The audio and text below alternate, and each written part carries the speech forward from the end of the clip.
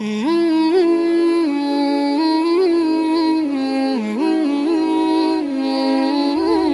indikator iman kepada Al-Quran?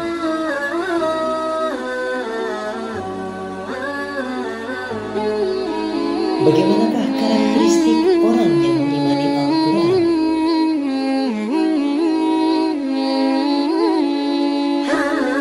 Apakah yang dimaksud haqqut tilawah?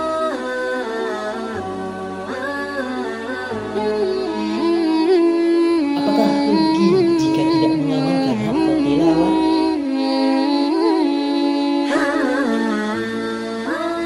Temukan jawabannya sekarang bersama Ustadz Ade Hanafi.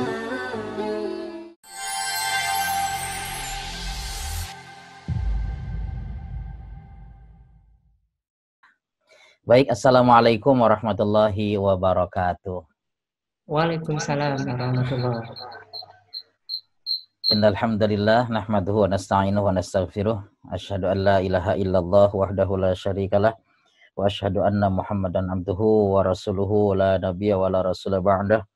Shalatullahi wa salamu ala rasulin nabiyil karim wa ala alihi wa ashabi ajma'in wa man tabi'ahu bi ihsan ila yaumiddin amma ba'du. Ikhwati fillah rahimakumullah, alhamdulillah tentu kita bersyukur kepada Allah Subhanahu wa taala di kesempatan pagi hari jelang siang ini Allah mengizinkan kita untuk kembali bersilaturahim lewat media online ini. Ya semoga memang perjumpaan kita ini tentu menjadi perjumpaan yang memiliki nilai keberkahan. Tentu yang diutamakan adalah keberkahan ilmu ya. Kenapa? Karena memang sangat luar biasa bagaimana Allah memberikan jaminan terhadap orang-orang yang memiliki semangat untuk menuntut ilmu. Setiap upaya yang dikeluarkan, kalau kita sudah berbicara tentang upaya, berarti dia bisa waktu, tenaga, pikiran, atau apapun itu yang memang Allah berikan kepada kita sebagai potensinya. Insya Allah setiap ibaratnya tetesan demi tetesannya, kalaulah itu memang keringat, setiap materi barangkali kalau memang itu harus dikeluarkan, bahkan setiap tenaga sendi yang kita gunakan itu menjadi satu nilai keberkahan yang tentu tidak bisa terbayangkan bagi orang-orang yang menuntut ilmu. Baik, untuk pembukanya barangkali saya ingin memberikan juga motivasi dalam sebuah hadis Nabi, dan ini memang kisah seorang sahabat yang bernama Sofwan bin Asal. Sofwan bin Asal suatu ketika beliau berjalan kemudian mendapati Rasulullah ada di dalam masjid sedang bersandar pada kainnya yang berwarna merah. Lalu memang Sofwan bin Asal ini sosok sahabat yang sangat luar biasa, motivasi menuntut ilmunya. Sehingga beliau kemudian langsung terbetik di dalam benaknya, ini saatnya saya menghampiri Rasulullah untuk bertanya, untuk meminta penjelasan tentang tentang keislaman. Tetapi beliau ragu rupanya. Kenapa ragu ini? Ya karena terlihat Rasulullah sedang bersandar, nampaknya beliau sedang istirahat. Kalau sedang istirahat maka biasanya orang tidak mau diganggu begitu. Tapi ya udahlah, pede aja. Akhirnya beliau datang kepada Rasulullah mengucapkan salam, Assalamualaikum. Dijawab oleh Rasulullah, Waalaikumsalam warahmatullahi wabarakatuh. Kemudian, ya Rasulullah inni ji'tu li talibil ilmi. Ya Rasulullah, sesungguhnya aku datang kepadamu untuk menuntut ilmu, katanya begitu. Lalu apa jawaban Rasulullah? Ya pokoknya mah Sofwan bin Asalnya pede aja. Kalau Rasulullah menolaknya, memang siap dengan penolakan itu. Karena kenyataannya Rasulullah sedang istirahat, tidak mau diganggu, ya wajar. Tetapi kalau kemudian menyambutnya, ya tentu ini satu kegembiraan. Karena ini adalah momen yang sangat penting di mana beliau bisa menuntut ilmu. Akhirnya Rasulullah yang memang atas izin Allah memiliki karunia yang sangat luar biasa, memahami hakikat tentang pentingnya menuntut ilmu ini, justru bukan menunjukkan emosi, rasa amarah kepada sahabat tersebut, malah justru memotivasi. Karena apa? Karena pahala kebaikan yang Allah janjikan kepada orang yang menuntut ilmu jauh lebih besar, tidak bisa terbayangkan. Sehingga Rasulullah memberikan menyampaikan marhaban ya talibal ilmi, selamat datang wahai yang hendak menuntut ilmu. Inna li talibil ilmi tahuffuhul malaikah bi ajnihatiha. Sesungguhnya bagi orang-orang yang selalu menuntut ilmu, mereka akan diliputi atau dinaungi oleh para malaikat dengan sayap-sayapnya. Nah, semoga kita mendapatkan karunia keutamaan, ya, mendapatkan naungan sayap-sayap malaikat, yang tentu malaikat itu tidak bisa kita bayangkan betapa besarnya mereka dan betapa banyaknya jumlah mereka. Sampai kata Rasulullah, malaikat yang banyak itu yarkabu ba'dhum ba'dha hatta yablughu sama ad-dunya, saling menopang, saling menunggangi satu dengan yang lainnya sampai ke batas langit dunia. Kenapa mereka lakukan itu? Mimmahabbatihim lima yasna, disebabkan apa yang mereka sukai, kata atas apa yang karena kesenangan mereka, kegembiraan mereka, rasa senang mereka atas perbuatan yang dilakukan oleh hamba-hambanya, yaitu menuntut ilmu, begitu. Nah, ikhwati fillah rahimakumullah, oleh karena itu mudah-mudahan hadis ini bisa menjaga stamina kita dalam menuntut ilmu dan juga bisa menjaga keistiqomahan kita. Semua media, semua kesempatan, semua situasi, kondisi yang kita alami tidak menjadi halangan untuk terus tetap semangat menuntut ilmu. Begitu kira-kira, betul ya Pak Musin? Ya, alhamdulillah. Ya, ini baik, kita sapa juga nih sahabat-sahabat yang memang sudah masuk bergabung dengan kita, kurang lebih sekitar 30 orang lebih ya. Mudah-mudahan ini tidak tidak mengurangi niatan semangat untuk tetap bisa istiqomah dalam menuntut ilmu ini. Ikhwati fillah rahimakumullah, Bapak Ibu sekalian yang dimuliakan oleh Allah Subhanahu wa taala. Tema yang akan diangkat pada kesempatan pagi hari ini adalah melanjutkan apa yang sudah disampaikan pada Rabu yang lalu. Rabu yang lalu kita aktifkan bagaimana supaya otak itu cinta Al-Quran. Dan kesimpulannya pada Rabu yang lalu adalah salah satu upaya langkah terpenting untuk mengaktifkan otak dalam rangka mencintai Al-Quran adalah membangun rasa senang, kegembiraan terhadap sesuatu. Dan tidak ada kesenangan yang paling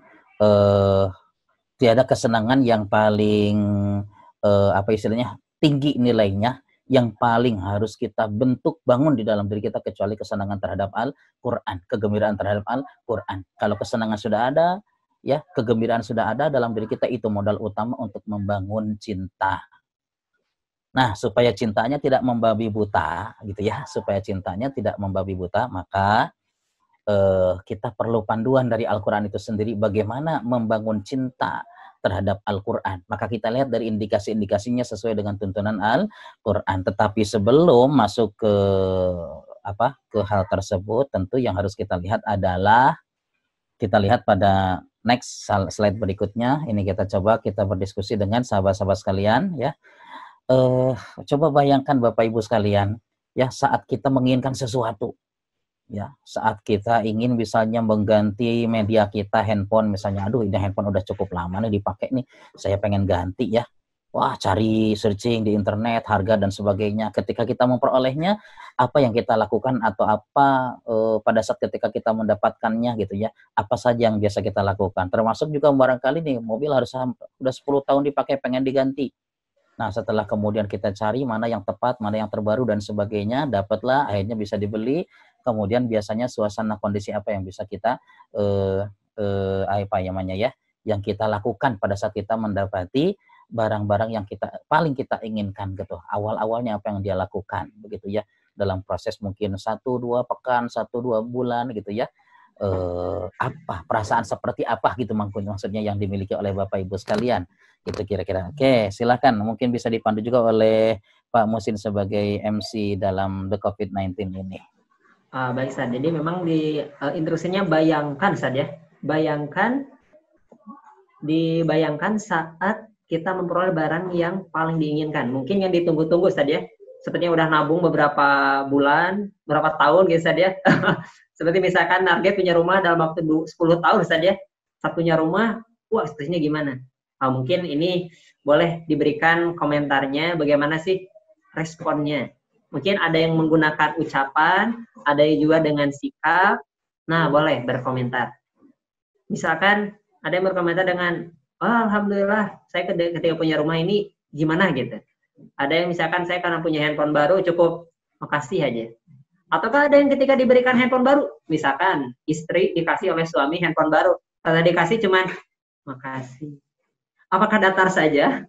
Apakah tersenyum bahagia, happy? Nah, itu kan berbeda-beda. Boleh diisi di komentar terlebih dahulu. Nah, supaya tidak lupa, di komentarnya ada boleh di tombol di handphonenya, di tombol saja, ditekan, kemudian muncul di sebelah kanan, ada titik-titik. Nah, itu tanda mode, kemudian pilih chat. Nah, jadi boleh diketik dulu kata-katanya, kira-kira saat memperoleh barang yang diinginkan, kira-kira bagaimana sih responnya? Nah, mangga, silakan. Oh, Bebas ada yang saja sebenarnya ya berkomentar, ini untuk menyampaikan Alhamdulillah, apapun semoga lah. berkah katanya. Iya, Nah, jadi kalau ada alhamdulillah yang semoga ngasih, berkah. jawabannya Alhamdulillah berkah Saya kira katanya, ini seperti bukan itu. sekedar memperoleh ya gitu. Bagaimana cara memperlakukannya gitu maksudnya. Oh, Ya. memperlakukannya. Baik, Gitu. Ustaz. Bukan pada saat memperolehnya, kemudian bagaimana cara memperlakukannya setelah mendapatkannya begitu ya. Oh, biasanya saya Apalagi kalau yang baru biasanya suka dibersihin saja. Hari pertama dapat motor terbaru pasti biasanya dibersihin saja. iya. Kotor sedikit, cepat semprot, bersihin biasanya. Udah 1 tahun, cucinya udah ganti Minimal saja. Mungkin udah jadi seperti seminggu sekali. Bersyukur, mengucapkan alhamdulillah, bersedekah supaya apa yang didapat berkah. Kalau dapat motor yang sebelah kanan itu tentu senang sekali. Berarti ini mah targetnya motor yang diposting saja. Nah, ya sip, alhamdulillah nih ya. Jadi banyak alhamdulillah yang dilapin memang terus. ya. Baik, Pertama memang alhamdulillah. ini beberapa jawabannya sudah masuk nih Pak Musin nih. Ya. Alhamdulillah. Nah, bisa kita lihat dari chatting-chattingnya nih ada yang memang pada dasarnya semuanya menunjukkan rasa syukur ya. Ini adalah sikap yang paling tepat memang ya. Mengucapkan alhamdulillah ini memang sudah menjadi bagian daripada akidah dan keimanan kita. Kalau kita mendapatkan sesuatu yang menyenangkan ya tentu tidak ada ekspresi yang paling tepat paling utama kecuali mengucapkan alhamdulillah begitu ya. Nah, kemudian juga ada yang mungkin ya wajarlah ya kalau kemudian ada rasa senang terhadap benda tersebut, apalagi kalau dinanti-nanti. Kebayang misalnya, aduh ini pengen gak punya mobil, pengen punya, ada yang ngasih, luar biasa itu. Senangnya luar biasa. Tetapi tentu ada sikap-sikap yang dilakukan gitu ya. Misalnya kan itu tadi ada yang, ini ada Bu Sofi, alhamdulillah katanya dilapin terus, diliatin terus, gak mau bocel sedikit pun katanya itu ya. Ya itu saya kira wajar lah ya. Apalagi kalau misalnya anaknya itu jangan dipegang, itu kotor itu tangannya tuh, katanya kan gitu. Itu bekas es krim tuh, itu kan habis ngelapin mobilnya. Wah, udah bawel aja gitu ya. Artinya ada sikap-sikap yang ekspresif gitu ya, ada sikap-sikap yang ekspresif gitu untuk menunjukkan sayang gitu ya, sayang terhadap sesuatu tersebut. Itu saya kira wajar lah. Namanya juga benda baru ya. Motor paling pertama, paling ada komentar gitu, baru aja kata beli motor udah pada dadas, udah pada codet, udah pada ini ya. Nah tentu nggak akan seperti itu, pasti akan dijaga. Bahkan nyari variabel-variabel untuk melindungi, biasanya kayak handphone langsung dicari casing ya. Iya, Ustaz, benar. Kan gitu biasanya ya, casing handphone dulu. tuh dicari casing tuh.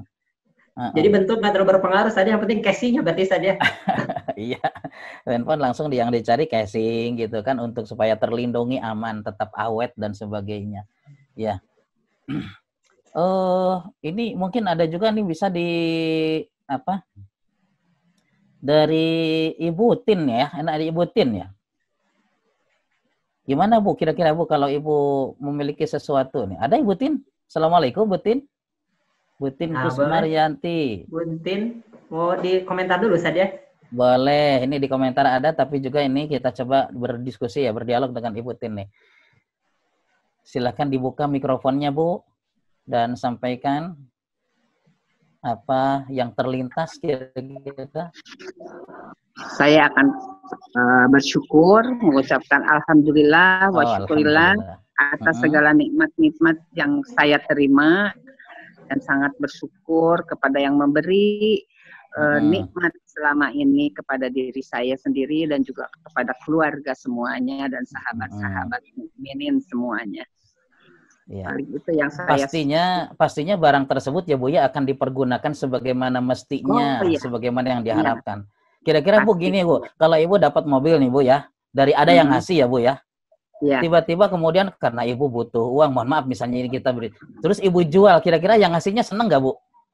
Oh, nggak seneng dong, dikasih terus dijual, pasti nggak dijual. Seneng. Katanya. Kalau saya pribadi sih saya nggak seneng. Ya pasti ya Bu ya, gitu. Oke. Artinya kita berusaha untuk memanfaatkan barang tersebut sesuai dengan peruntukannya, sesuai dengan yang diharapkan pemberinya. Iya betul, sip, bagus. Ya, Terima kasih Bu Tin. Ya. Alhamdulillah. Sama-sama ya. Sip. Nah, saya kira itu apa yang disampaikan Bu Tin cukup mewakili gitu ya, tetapi juga di sini intinya sebenarnya sama ya. Gini maksudnya. Kita masuk kepada pembicaraan lagi, nanti kita barangkali ada diskusi di tengah-tengah gitu ya dengan sahabat-sahabat. Nah, kita lanjutkan dulu nih. Masuk ke slide, kita lihat gitu ya, indikasi cinta terhadap Al-Quran. Al-Quran ini sebenarnya merupakan karunia Allah, pemberian Allah gitu ya. Nah, pertama, langkah kemarin kita sudah bahas bahwa untuk membangun cinta terhadap Al-Quran itu kita harus membangun rasa senang, sukacita. Karena ibaratnya kita mendapatkan barang tersebut gitu ya. Dan barang yang dari Al-Quran, Masya Allah, mohon maaf, barang yang datang dari Allah luar biasa. Sesuatu yang datang dari Allah ya tentu luar biasa. Dia akan terbawa pada keagungan zat yang kita imani, Allah Subhanahu wa taala. Berarti Al-Qur'an itu makanya juga disebut Karim, disebut juga Azim gitu ya. Karena apa? Karena Al-Qur'an keagungannya terbawa pada keagungan Allah Subhanahu wa taala. Kalau begitu udah, memang apa yang datang dari Allah adalah sesuatu yang jauh melebihi apapun dari berbagai macam kenikmatan materi yang kita miliki, yang kita senangi itu. Itulah ending dari kajian pada Rabu yang lalu begitu ya. Huwa khairum mimma yajma'un. Saya kira mungkin ini lebih paham ya. Maksudnya masih nyambung lah gitu dengan apa yang kita bahas pada Rabu yang lalu, bahwa karunia Al-Quran ini jauh melebihi, mengungguli dan tidak berbanding dengan apapun dari berbagai macam kenikmatan materi yang kita miliki. Begitu ya. Oke, sip. Nah, ini supaya nyambung aja gitu dengan pembahasan kita. Nah, sekarang apa yang harus kita lakukan ketika kita memperoleh sesuatu yang keunggulannya jauh melebihi apapun? Ya tentu supaya kita bisa berinteraksi secara tepat atau memanfaatkan karunia ini secara tepat, maka kita harus melakukan sesuatu. Dan perbuatan sesuatu yang kita lakukannya itu adalah tentu harus sesuai dengan apa yang diinginkan oleh yang memberinya.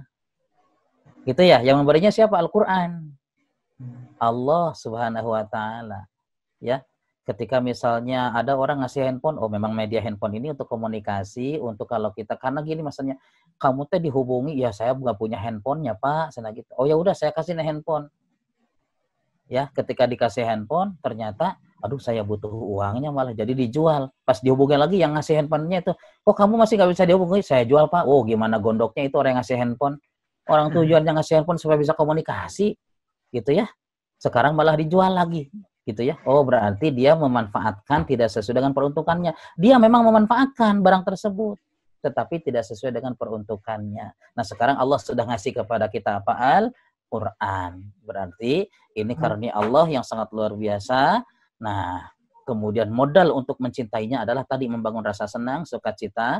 Nah, tetapi bagaimana kita menunjukkan rasa cinta atau rasa senang, sukacita terhadap Al-Quran, inilah yang akan menjadi pembahasan utama pada kesempatan pagi hari ini. Tetapi sebelumnya saya persilakan kepada Ustadz Yan untuk membacakan dulu ayatnya biar menambah lengkap dan sempurna keberkahannya. Begitu. Silakan Ustadz Yan untuk membaca surat Al-Baqarah 121 pada slide berikutnya. Pak Musin tolong di next gitu ya.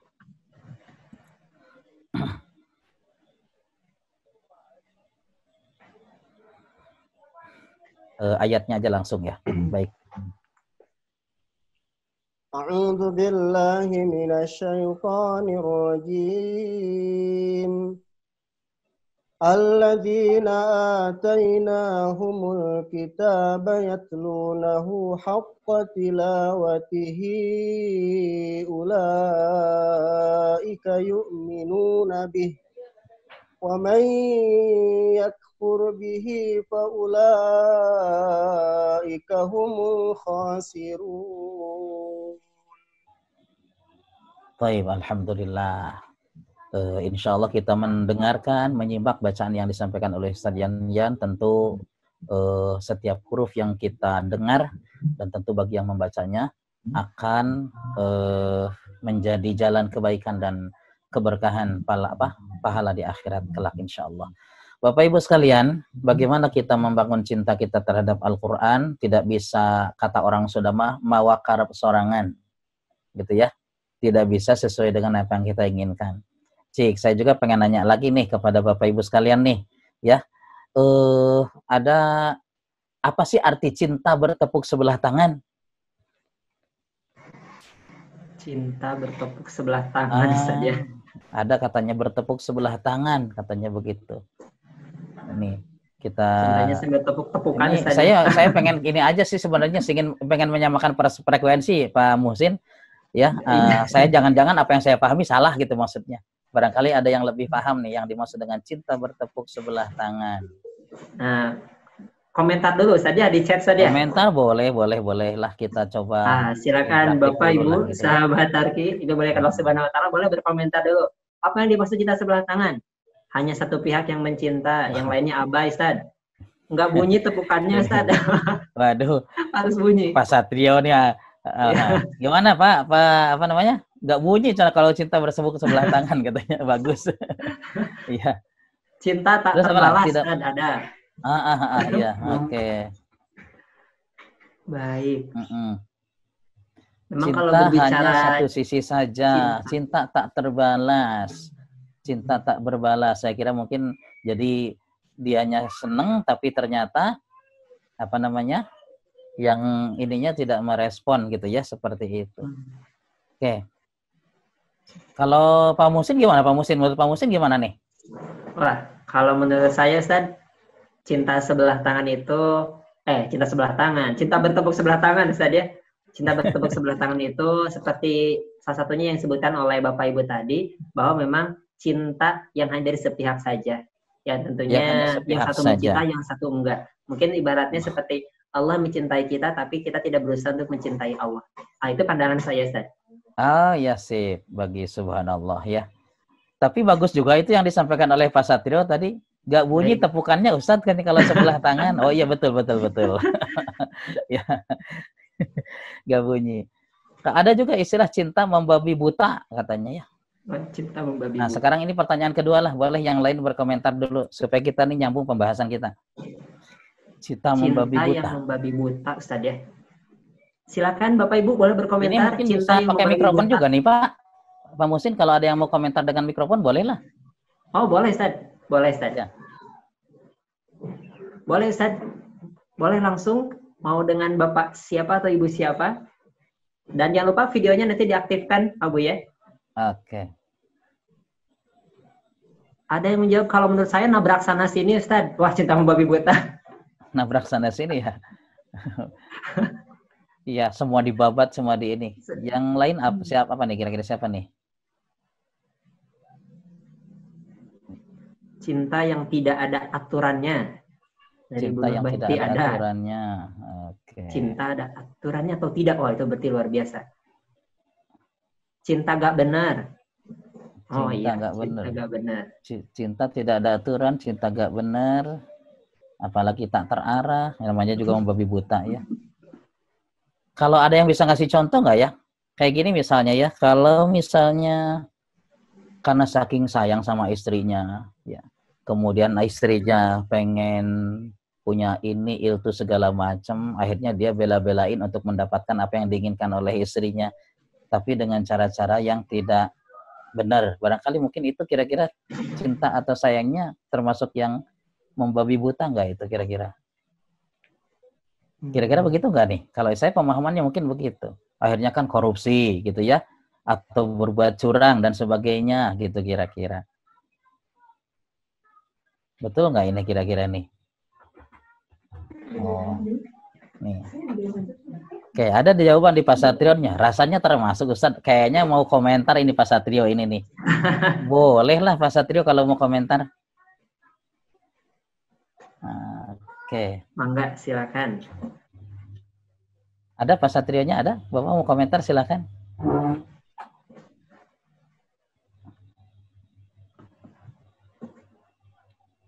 Mangga, Pak Satrio, boleh di-unmute dulu tombol sebelah kiri.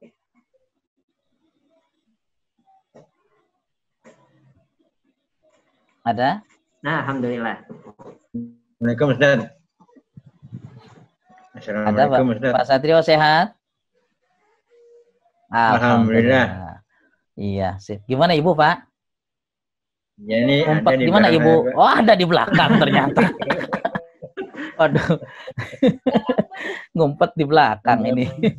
Ya, ada alhamdulillah. Ini, iya. Nah itu awas cinta membuat bibi buta, Pak, diumpetin di belakang, Pak.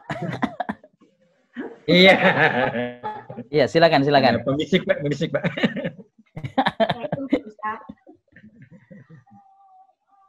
Baik. Apa ya? Ada yang disampaikan, Pak? Ya, kalau menurut saya, Ustadz, cinta itu ada aturannya. Artinya ada batas-batasnya lah gitu. Ya. Ada rambu-rambu yang harus dijaga, baik itu etika, barangkali gitu ya. Betul. Betul. Ya, artinya apa yang saya sampaikan tadi Pak Satrio juga setuju gitu ya, kira-kira bahwa tidak semata-mata kemudian karena sayang sama seseorang kemudian akhirnya melakukan apa yang selalu diinginkan ketika dia harus melanggar aturan. Nah, itulah batasan-batasannya gitu ya. Karena apa ya? Karena ada tanggung jawab kita sebagai manusia untuk, apalagi yang beriman ya, harus mempertanggungjawabkan di hadapan Allah Subhanahu wa taala. Ya, baik, sip, alhamdulillah. Jazakallah Pak Satrio, semoga tetap barokah. Ibu yang masih WFH ini, kapan jabatan mulai lagi ini? Mudah-mudahan secepatnya, Kak. Ya, baiklah.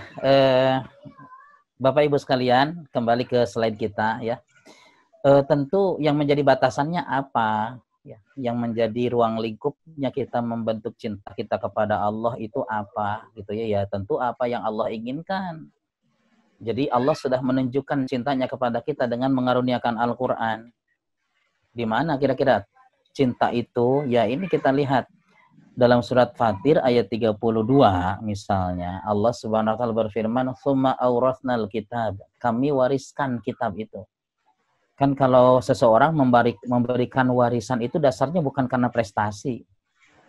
Tetapi warisan itu semata-mata ketetapan hukum gitu ya. Dan tentu dasarnya adalah karena kita mencintai keluarga kita dan mereka berhak atas apa yang kita miliki. Ketika kita punya harta kita berikan. Nah, Allah sudah mewariskan Al-Quran. Tentu dasarnya apa? Rasa cinta. Cinta kepada hamba-hambanya. Ada yang hafal surat Ar-Rahman? Ayat pertamanya apa? Pasti hafal. Surat Ar-Rahman bunyi pertama Ar-Rahman gitu ya. Tapi bingung kalau dilanjutkan dah nggak hafal. Jadi Ar-Rahmanir-Rahim Malik Yaumiddin itu Al-Fatihah bukan Ar-Rahman gitu. Ya. Nah, Ar-Rahman setelah kata Ar-Rahman kan artinya kasih sayang. Allah yang Maha Pengasih. Di mana sisi kasih sayang Allah itu? Allamal Quran. Dia yang mengajarkan Al-Quran. Jadi betul-betul Al-Quran merupakan cinta kasih sayang Allah kepada kita semua. Nah, mari kita sambut cinta ini jangan sampai menjadi cinta yang bertepuk sebelah tangan gitu maksudnya. Tetapi ketika menunjukkan cinta, jangan sampai cinta kita terhadap Al-Quran adalah cinta yang membabi buta, begitu kira-kira. Nah, ini yang dimaksud dari diskusi kita.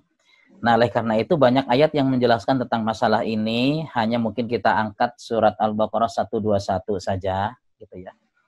Karena insya Allah ini juga representatif ya, cukup mewakili apa yang akan kita bahas. Karena ayat ini juga mengeneralisir semua kecintaan terhadap kitab yang Allah turunkan. Jadi maksudnya ini meliputi semua umat, begitu ya.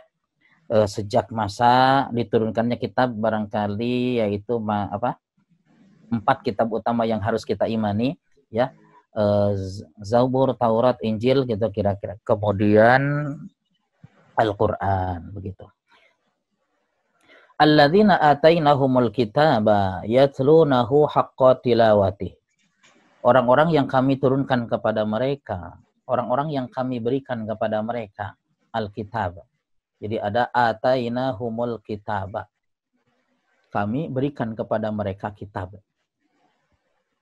Nah, mereka tentu general ini, umum sekali, meliputi semua manusia sejak ketika diturunkannya Nabi Adam. Nah, tetapi dalam sejarah kitab suci yang wajib kita imani hanya 4, ya. Taurat, Injil, Zabur, dan Quran yang terakhir. Oke, kalau begitu begini saja, kita batasi mungkin pada sisa-sisa juga yang hidup pada masa Rasulullah diutus itu ada sisa-sisa pengikut Taurat dan Injil, pengikut Nabi Musa dan pengikut Nabi Isa dengan kitab sucinya mereka Taurat dan Injil. Ya, jadi kita batasi di sana saja gitu supaya terbayanglah. Alladzina atainahumul kitaba, orang-orang yang kami berikan kepada mereka kitab. Ingat, ini sebagai bentuk cinta, kasih sayang Allah kepada hamba-hambanya. Karakter kitab diturunkan itu supaya setiap hamba bisa bertindak, berbuat di dalam kehidupan ini sesuai dengan apa yang diperintahkan. Dan ketika mereka sesuai dengan perintah Allah, maka mereka akan mendapatkan kebaikan-kebaikan yang Allah janjikan untuk mereka. Ya, la khaufun alaihim wa lahum yahzanun, itu salah satunya. Ya, hidupnya tidak akan penuh kekhawatiran, tidak ada galau, tidak ada gelisah, wa lahum yahzanun, dan tidak ada kesedihan. Ya, itu jaminan Allah. Kemudian falahum ajruhum inda rabbihim, mereka akan memperoleh pahalanya di sisi Allah Subhanahu wa taala. Pahalanya apa? Jannatun tajri min tahtihal anhar. Ya, hidup yang sesuai aturan, ketika menjadikan kitab suci sebagai panduan di dalam kehidupannya, inilah yang akan mereka peroleh. Nah, sekali lagi bahwa kitab ini dikaruniakan oleh Allah kepada semua manusia yang diturunkan kitab suci kepada mereka, baik Yahudi, Nasrani maupun Islam. Panduannya sama. Apa yang harus kita lakukan terhadap kitab suci itu? Yang pertama adalah yatlunahu. Ya, yatlunahu secara bahasa artinya mereka membacanya. Yatlunahu. Tetapi ini menggunakan kata kerja dalam bentuk present tense. Kata kerja present tense itu mengisyaratkan perbuatan yang sedang dan terus-menerus. Nah, yatlunahu ini merupakan kata dasarnya tala. Tala, yatlu, yang membentuk kata tilawah. Gitu ya. Jadi asalnya tala, yatlu, tilawatan. Tilawah. Kalau Bapak Ibu sekalian, sahabat-sahabat sering mendengar kata tilawah, bahkan seringkali menggunakan istilah ini. Apa sih artinya tilawah Al-Quran? Oh, membaca Al-Quran, katanya begitu. Nah, kalau kita kembali kepada asal katanya, tala, yatlu, tilawatan, ternyata dia memiliki makna dasarnya tabi'a yatba'u, artinya mengikuti. Ini agak jauh juga ya, dari kata mengikuti, kemudian tiba-tiba jadi membaca. Dari mana kata mengikuti ini? Kita lihat kata ini dipergunakan dalam surat wasyamsi wa duhaha wal qamari idza talaha. Mulai muncul di sana. Wasyamsi wa duhaha, demi matahari dan cahayanya di pagi hari, wal qamari, dan demi bulan, idza talaha, apabila bulan tersebut mengiringi cahayanya, maksudnya mengikuti matahari. Ini luar biasa ya, Al-Qur'an sudah menyebutkannya demikian. Ternyata bulan itu tidak memiliki cahayanya sendiri, tetapi merupakan pantulan mengikuti cahaya matahari. Nah, itu tala menggunakan kalimatnya. Mudhari'nya kata kerja dalam bentuk sekarangnya yatlu, gitu ya. Nah, jadi secara bahasa yatlunahu itu memang mengikuti. Lalu kenapa menjadi membaca? Oh, inilah filosofinya, barangkali saya menyebutnya begitu ya, takut salah juga. Filosofinya bahwa membaca itu dengan cara mengikuti, katanya. Yang diikuti apa dong? Contoh yang diikuti mah. Yang mencontohkan siapa? Yang menyampaikan Al-Quran di kalangan manusia adalah Rasulullah. Oh, berarti kalau begitu membaca itu harus sesuai dengan contoh Rasulullah. Begitu. Nah, jadi bacanya harus benar. Patokannya adalah sesuai dengan contoh Rasulullah. Jadi tanggung jawab keimanan kita, ya, kecintaan kita terhadap Al-Quran, caranya bagaimana? Caranya adalah baca dia selalu dengan terus-menerus, rutin, tetapi cara membacanya harus sesuai dengan contoh Rasulullah. Makanya kemudian LKP Targi terus-menerus menempatkan posisinya gitu ya untuk membantu sahabat-sahabat kaum muslimin ya khususnya di Bandung ini untuk mengantarkan agar bisa membaca Al-Quran sesuai dengan contoh Rasulullah dalam programnya yang kita sebut dengan tahsin tilawah, begitu ya. Alhamdulillah terus berjalan walaupun dalam situasi pandemi ini secara online ya, dengan sahabat-sahabat yang masih mendapatkan dan mengambil manfaat dari program kita ini. Nah, kemudian para ulama sepakat untuk mengembangkan kata mengikuti ini. Jadi maksudnya gini, kalau kita memahami Al-Quran, selama maknanya luas, maka seluas itulah yang diinginkan oleh Allah. Sepanjang nanti tidak bertolak belakang atau bertentangan dengan petunjuk-petunjuk atau dengan ayat-ayat yang lain. Jadi selama maknanya luas, maka seluas itulah yang diinginkan oleh Allah. Selama maknanya tadi positif dan tetap merupakan refleksi bagian daripada keimanan. Nah, jadi kata para ulama di sini ya, membacanya dengan benar, mengikuti contoh, tetapi apa yang dibaca juga harus diikuti. Karena makna yatluna itu tadi mengikuti. Apa yang dibaca harus diikuti. Dengan cara apa diikutinya? Dengan cara yang dibaca itu diikuti dengan tindakan, amalan, atau perbuatan.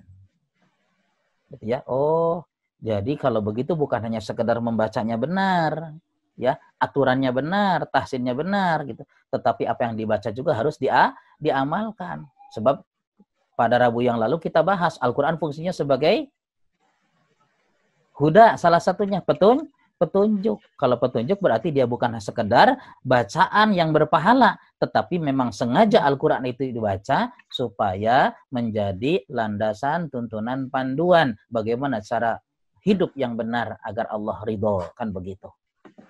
Nah, tetapi Bapak Ibu sekalian, ketika kita membaca dan ingin mengamalkannya, pengamalan tidak akan tercapai. Kalau apa? Kalau tidak ada pemahaman. Oh, berarti kalau begitu tanggung jawab kita menunjukkan kecintaan terhadap Al-Quran sesuai dengan yang diinginkan Allah harus dalam konteks tilawah. Tilawah itu baca dengan benar, kemudian fahami, kemudian baru bisa dilaksanakan. Karena dibaca tanpa pemahaman, maka tidak akan bisa dilaksanakan. Dan pemahaman, ini posisi nomor tengah ini nih, pemahaman yang dimaksud bukan sekadar pemahaman dasar. Pemahaman dasar itu misalnya kan memahaminya dari tarjamah begitu. Tetapi harus betul-betul dikaji secara mendalam semua variabel yang berhubungan itu menjadi landasan untuk menjadi pemahaman yang utuh. Gitu ya. Untuk menjadi pemahaman yang utuh. Kayak misalnya kan gini.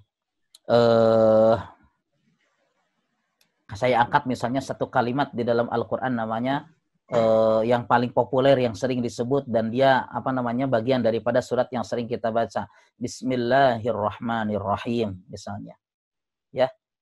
Kalau secara makna terjemah kan gampang-gampang saja, Bismillahirrahmanirrahim, dengan nama Allah Ar-Rahman yang Maha Penyayang, yang Maha Pengasih, atau dibalik yang Maha Pengasih yang Maha Penyayang, saya kira sama saja karena Ar-Rahman dengan Ar-Rahim kata dasarnya sama. Nah, kalau secara makna kan sederhana, dengan nama Allah. Tetapi coba perhatikan dan renungkan. Nah, ini dia tadabur namanya.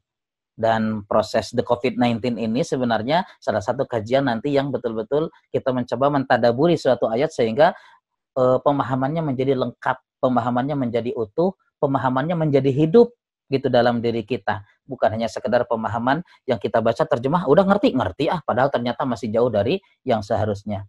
Kayak ayat ini mungkin nanti Bapak Ibu lihat coba dalam terjemah. Mungkin sepintas seperti yang dipahami, tetapi maksud-maksudnya nanti barangkali tidak akan ketemu kalau kita tidak bicarakan lebih dalam lagi. Nah, seperti kata yatlunahu saja. Ya, di situ ada 4 pesan. Pertama, interaksi dengan Al-Quran harus rutin. Yang kedua, baca sesuai dengan yang dicontohkan oleh Rasul. Berarti harus tahsin kalau dalam bahasa kita. Yang ketiga, harus tafhim, harus dipahami, dan pemahamannya adalah harus pemahaman yang betul-betul mendalam. Nah, tadi saya kasih contoh Bismillahirrahmanirrahim. Dengan nama Allah. Atau ya dengan nama Allah. Bapak Ibu coba renungkan. Suatu kalimat yang diawali dengan kata dengan. Ini bukan kalimat utama. Kalau saya bilang misalnya dengan batu. Saya bilang dengan pulpen. Tiba-tiba gitu kalimatnya begitu. Kira-kira paham tidak nih? Bapak Ibu sekalian? Kira-kira paham tidak nih? Boleh ada yang komentar langsung di chat, bangga, silahkan gitu ya. Kalau saya ucapkan tiba-tiba dengan pulpen, gak puguh awalnya apa? Tiba-tiba mengatakan dengan pulpen. Gak puguh awalnya apa? Tiba-tiba dengan batu. Maka akhirnya kita sendiri yang mencoba berpikir untuk merenungkan kalimat yang menyambungkannya apa. Oh, mungkin dia maksudnya menulis dengan pulpen. Oh, mungkin dia maksudnya melempar dengan batu. Tuh akhirnya kita yang bekerja sendiri. Nah, dengan nama Allah ini apa? Para ulama sepakat katanya. Berarti betul nih, ya. Bu Betty menyampaikan kan berarti ada kata sebelumnya. Iya, betul, harus ada kata sebelumnya. Belum lengkap yang ada itu. Karena apa? Ibaratnya bismillah itu kata keterangan. Kata keterangan dari kalimat sebelumnya. Para ulama memberikan bantuan kepada kita. Hendaklah katanya terlintas di dalam benak orang-orang yang membaca bismillah abtadi'u hadzal amal bismillahirrahmanirrahim. Saya memulai pekerjaan ini, saya memulai aktivitas ini, saya memulai perbuatan ini dengan nama Allah. Oh, berarti kalau begitu bi di sana memiliki fungsi connection. Apa connection itu? Menghubungkan. Bi sana menghubungkan. Menghubungkan apa? Menghubungkan setiap aktivitas perbuatan yang kita lakukan dengan Allah, begitu. Gitu ya. Disinilah nanti keberkahan akan kita peroleh pada saat perbuatan-perbuatan dunia kita yang baik-baik ini terhubung dengan Allah. Berarti kalau begitu prinsip utama seorang muslim mukmin yang beriman bahwa hidup di dunia ini hanyalah untuk mendapatkan kebaikan-kebaikan Allah, gitu ya. Untuk di jalan kebaikan-kebaikan Allah, pastikan supaya bisa mendapatkan kebaikan yang maksimal, maka kita harus selalu connection dengan Allah. Hubungkan setiap perbuatan kita dengan Allah. Makanya tidak kurang Rasulullah selalu mengajarkan kepada kita doa dari setiap kita bangun tidur sampai kita akan tidur lagi. Bangun tidur, baca doanya apa? Bukan Allahumma barik lana. Itu udah mulai mau sarapan kayaknya. Ya, alhamdulillahilladzi ahyana. Karena bukan hal yang tidak mungkin di pagi hari ini habis begadang malam mingguan tadi malam, jadi pada saat mengikuti kajian ada yang mulai ngantuk-ngantuk gitu ya. Jadi segera baca alhamdulillahilladzi ahyana. Gitu ya. Ibu kalau bangun nanti Bapak kalau bangun 3:30 ya, 3:30 waktu subuh, jangan mentang-mentang ada subuhnya juga 4:30 masih 3:30. Jadi di situ ada kesempatan untuk bisa melaksanakan sholat malam. Nah, segera baca doanya apa? Alhamdulillahilladzi ahyana, begitu ya. Jangan bismika lagi gitu ya. Karena masih belum subuh jadi bismika lagi sana. Nah, kemudian kita beraktivitas keluar rumah, bismillahirrahmanirrahim, begitu ya, masya Allah. Jadi semua pergerakan hidup kita selalu oleh Rasul diajarkan untuk koneksi dengan Allah. Karena apa? Karena ketika koneksi dengan Allah yang kita inginkan dari Allah adalah dua sifat yang paling utama. Satu Ar-Rahman, yang kedua Ar-Rahim. Ar-Rahman, ada yang menyebutkan begini tafsirnya bahwa Ar-Rahman itu adalah kasih sayang Allah yang mutlak diberikan ke seluruh makhluk di dalam kehidupan dunia ini. Mutlak. Kalau manusia mau mukmin mau kafir mereka mendapatkan rahmat Allah. Tetapi kalau Ar-Rahim katanya kasih sayang Allah yang mutlak akan diberikan kepada orang-orang yang beriman saja kelak di akhirat. Apakah nanti diberikannya di akhirat? Tidak, diberikannya sejak di dunia. Dengan cara apa? Dengan cara diberikan hidayah, tuntunan gitu ya, untuk selalu mengilmui agamanya sehingga agamanya menjadi agama yang benar. Kemudian ketika agamanya benar, dilaksanakannya benar, maka akhirnya mengantarkan menuju kebaikan akhirat. Berarti, nah mudah-mudahan ini bagian daripada indikasi kita mendapatkan sifat Ar-Rahimnya dari Allah. Gitu ya? Iya, kenapa? Kita ingin terus mengilmui agama kita. Kita ingin terus mengaji. Kita terus oleh Allah supaya dibetahkan untuk bisa duduk gitu ya dalam komunikasi ini gitu ya untuk menuntut ilmu. Ini bagian dari karena Allah ingin melimpahkan Ar-Rahimnya kelak di akhirat gitu supaya amal kita sesuai dengan ilmunya. Nah, jadi Bismillah ini mendalam sekali. Ini adalah komitmen prinsip di mana seorang mukmin harus selalu terkoneksi amal-amalnya dengan Allah Subhanahu wa taala. Begitu ya. Baik. Nah, kita lanjutkan kajian ayatnya. Ini contoh tadabbur. Nah, setelah kita memahaminya, maka kita punya panduan tadi untuk melaksanakan dalam kehidupan. Hanya sekedar bismillahirrahmanirrahim, pesannya mendalam. Ingat, prinsip seorang mukmin harus amal-amalnya selalu terkoneksi dengan Allah Subhanahu wa taala. Harus selalu terhubung supaya menjadi jalan kebaikan dunia dan juga jalan kebaikan akhirat. Sekarang Bapak Ibu sekalian, ya, saya tanya nih. Oke. Kalau kita makan selalu ingin yang enak gitu ya. Makan kita sejauh ini ya masih ingin yang enak dan yang enak itu terasa jadi nikmat ya. Nikmat. Itu kira-kira ketika kita menikmati makanan kita itu bagian daripada Ar-Rahman atau bukan? Silakan baik dalam chat, silakan. Kalau iya, iya. Kalau bukan, bukan. Atau ada yang mau memberikan penjelasan lebih lanjut, silakan. Oke, sip. Jawaban iya, iya, iya, gitu ya. Sip. Kalau itu Ar-Rahman. Artinya kita mendapatkan kenikmatan dari apa yang kita makan. Nah, sekarang pertanyaannya, kalau orang itu tidak beriman, ternyata dia juga makan enak. Gitu ya.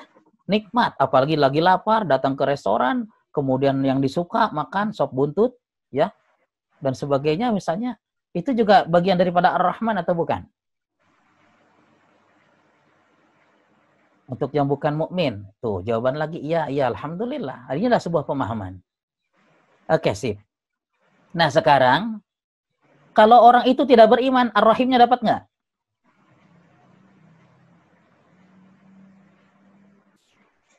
Tidak. Oke. Kalau dia orang beriman, Ar-Rahimnya dapat tidak? Kalau dia orang beriman, Ar-Rahimnya dapat tidak? Dapat. Oke. Kalau dia orang beriman, makannya tidak berdoa, Ar-Rahimnya dapat nggak?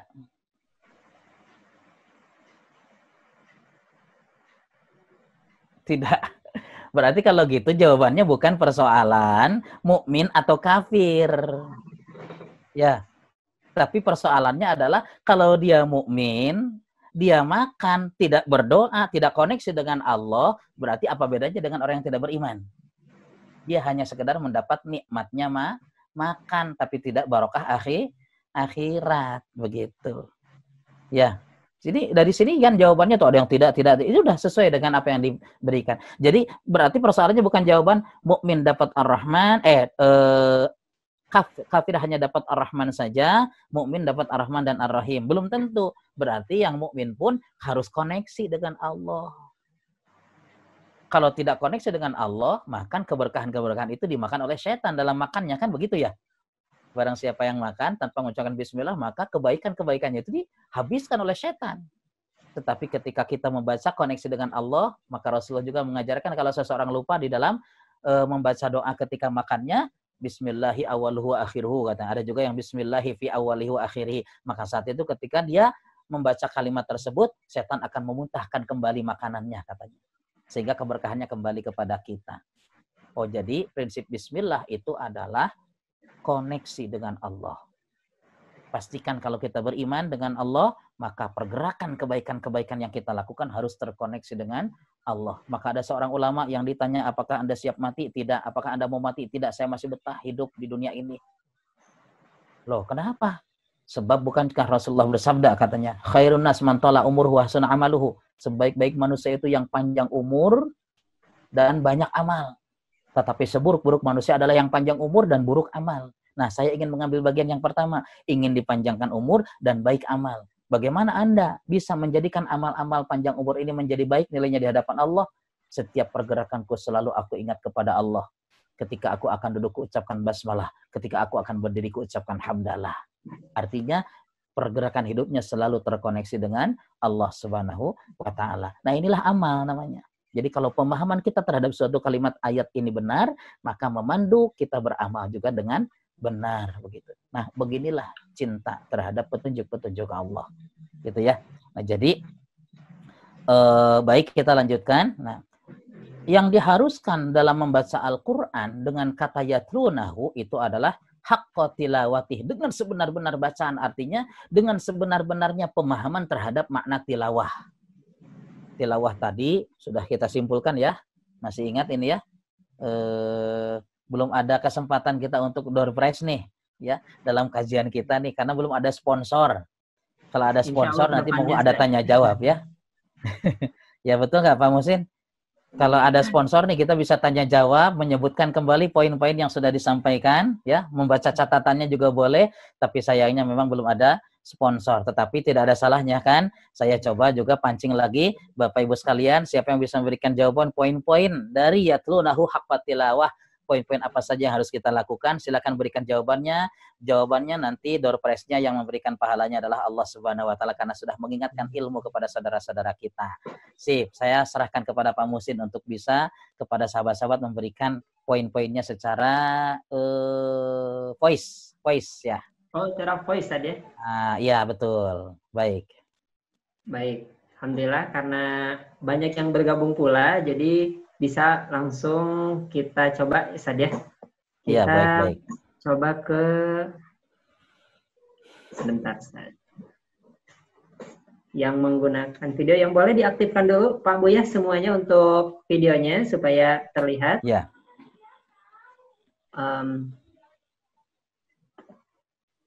Bubiah. Nah, kita coba Bubiah saja. Bubiah, mangga silakan. Memahami membaca secara rutin, memahami dan mempelajarinya, mengamalkan.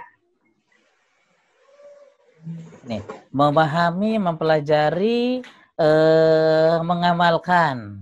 Iya. Sip. Itu Bu, ada lagi yang ditambahkan Bu? Oke. Nah, ini. Jadi yang dimaksud dengan nanti sesuai dengan petunjuk supaya tidak membabi buta di dalam menunjukkan kecintaan terhadap Al-Qur'an. Nah, ini panduannya tadi sudah dalam ayat tersebut dan disimpulkan oleh Bu Biah tadi, memahami betul, mempelajarinya, kemudian mengamalkan. Yang lain mungkin ada dengan bahasa yang lain juga boleh gitu ya, kita mencoba interaktif. Terima kasih Bu Biah. Yang lain silakan nih. Yang mau masuk maka silakan atau mau ditunjuk ini. Ya, saya pilih langsung lagi saja. Baik, ya. Kita coba Budian. Ada Budian F. Mangga, silakan Budian. Boleh di-unmute? Baik. Assalamualaikum. Waalaikumsalam warahmatullahi wabarakatuh. Kalau menurut saya sih kita harus selalu terus mau belajar dan yang terutama harus meminta pertolongan sama Allah Subhanahu wa taala, Pak Ustaz. Oh. Baik ya, mau belajar. Yang belajar ini maknanya luas ya, Bu ya? Ya. Oke, maknanya luas. Nanti belajar Al-Qur'an itu berarti mencakup semuanya termasuk tadi tahsinnya juga, kemudian tafhimnya juga, memahami maksudnya ya. Memahami dan juga nanti melaksanakan, itu bagian daripada ya modalnya. Memang belajar Al-Qur'an modalnya adalah bagaimana kita supaya bisa melaksanakan Al-Qur'an secara tepat. Baik, terima kasih. Alhamdulillah. Ini juga ada sudah jawaban ini dari Pak Satrio nih ya. Pak Satrio katanya harus rutin, betul ya, rutin tadi ya, dari simak dari ayatnya ya. Kemudian juga tahsin, nah kemudian tafhim ya, tafhim dari kata paham ya Pak ya. Paham itu berarti jadi dekat gitu dengan kalimat bahasa Arab. Kemudian dan pengamalan. Oke, sip. Jazakallah khairan katsira untuk semuanya. Baik, kita kembali sebelum kita akan ada kembangkan dalam bentuk diskusi, kita lanjutkan dulu ayatnya. Nah, ternyata ketika kita melaksanakan amal apa itu semua disebutkan dalam ayatnya, kita boleh tampilkan lagi slide-nya untuk Pak Muhsin, silakan. Ulaika yu'minuna bihi, katanya. Ini sebagai jawaban ternyata orang yang beriman terhadap ayat-ayat Al-Qur'an itu manakala di dalam dirinya dia terbangun kecintaan terhadap Al-Qur'an dengan cara mengamalkan seperti itu. Ulaika yu'minuna bihi, merekalah orang-orang yang beriman kepadanya. Jadi kalimat ulaika yu'minuna bihi ini menunjukkan bahwa rupanya boleh dibilang tidak sempurna, bahkan tidak ada keimanan pada diri seseorang kalau tidak memperlakukan Al-Qur'an sebagaimana yang disebut dalam ayat ini, yatlunahu haqqa tilawati, dengan pemahaman yang tadi disampaikan. Nah, ini yang kita khawatirkan. Judulnya kan kalau orang banyak ditanya Al-Qur'an beriman gitu ya. Percaya, bahkan ada orang yang merendahkan, menistakan, ikut memberikan pembelaan. Tetapi ternyata cara berimannya membabi buta tadi. Membabi buta itu maksudnya tadi tidak sesuai aturan, tidak sesuai landasan. Nah, kalau kita ingin disebut sebagai orang yang beriman terhadap Al-Qur'an, ya sebagaimana yang kita aku di dalam ucapan lisan dan rukun iman yang kita selalu sebut-sebut, gitu ya, maka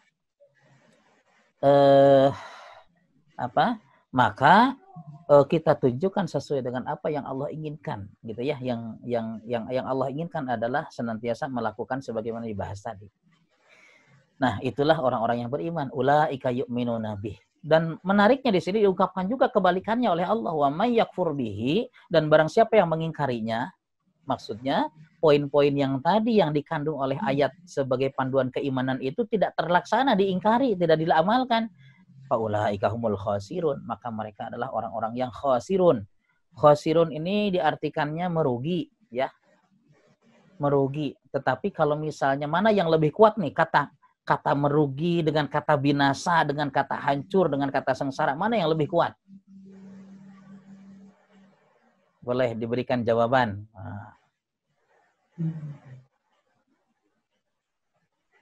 Silahkan, boleh chattingnya di ini. Mana yang lebih kuat kesan maknanya dari kata merugi, hancur, binasa, sengsara? Binasa. Kata rugi ada, hancur ada, binasa ada, semuanya ada jawabannya. Ya, semuanya ada. Ini kamu kok nggak tahu ini kompakan juga enggak gitu, tapi semuanya ternyata sesuai urutan. Sengsara, merugi. Oke, sip. Nah, gini Bapak Ibu sekalian, ya. Ini kan kita mencoba mengambil kalimat dalam bahasa kita. Jadi kadang kesan makna hancur, binasa atau sengsara itu lebih kuat. Kesan maknanya. Tetapi sebenarnya semuanya itu adalah bagian daripada kerugian, gitu ya. Bagian daripada kerugian. Dan terjemah Al-Qur'an seringkali mendahulukan kata rugi gitu. Innal insana lafi khusrin, katanya sesungguhnya manusia berada dalam kerugian gitu ya. Illal ladzina amanu, itu dalam surat Al-Asr gitu ya. Nah, maksudnya kerugian itu harus dipahami bahwa dia meliputi semua bentuk kekurangan dan kerugian yang kita alami, baik itu kesengsaraan, kepahitan, kebinasaan, kehancuran begitu. Sehingga kesan makna merugi ini harus dipahami maksudnya secara lebih luas dan lebih mendalam begitu. Mungkin kalau saya terjemahkan maka mereka akan binasa, maka mereka akan hancur, maka mereka akan sengsara, sepertinya lebih berkesan. Tetapi itu semua adalah bagian daripada kerugian-kerugian yang akan diderita oleh orang-orang kelak di akhirat. Maka maksudnya kalau diartikan, maka mereka akan merugi, itu harus dipahami, akan hancur, binasa, sengsara. Pokoknya nama, udah bahaya semuanya. Oh, berarti tidak ada pilihan ya. Kecuali kita membangun rasa cinta terhadap Al-Quran, dan sebagai indikasi orang-orang yang cinta terhadap Al-Quran adalah orang yang senantiasa rutin berinteraksi dengannya, dan rutinitasnya bisa dilakukan dengan satu, membaca ya, dua, memahami, yang ketiga kemudian pastikan amal-amal kita sesuai dengan petunjuk-petunjuk Al-Quran. Kemudian memahaminya bukan hanya sekedar memahami dari langkah darurat, dari terjemah, tetapi memahaminya melewati proses ya. Proses, semua variabel ilmu dijadikan landasan, kemudian kita merenungkan dan menghayati sehingga menjadi sebuah ruh, sebuah spirit yang membentuk pola perilaku kita. Ternyata perilaku kita mencerminkan nilai-nilai Al-Quran dalam kehidupan. Jadikan Al-Quran sebagai rutinitas kesibukan kita sepanjang hidup kita ya. Karena inilah media komunikasi kita dengan Allah Subhanahu wa Ta'ala yang kita imani. Nah, kemudian sebaik-baik pengerahan waktu, tenaga, hasrat, dan pikiran adalah dalam rangka berinteraksi dengan Al-Quran. Itulah tanda cinta.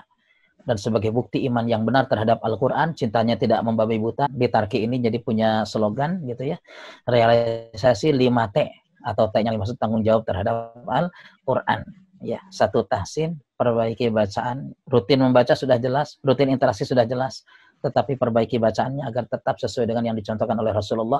Berjuang, berusaha gitu ya, walaupun tidak sampai-sampai jadi masalah, tetapi pastikan kita berjuangnya gitu maksudnya.